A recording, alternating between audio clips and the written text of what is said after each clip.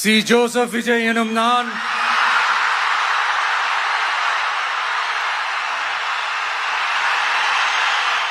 திரு C. Joseph Vijay அவர்கள்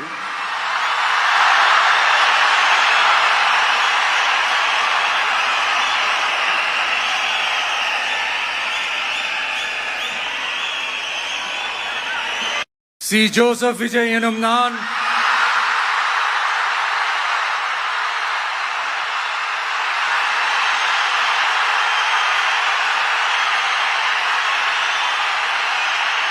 சட்டப்படி அமைக்கப்பெற்ற இந்திய அரசியல் அமைப்பின்பால் உண்மையான நம்பிக்கையும் மாறா பற்றும் கொண்டிருப்பேன் என்றும்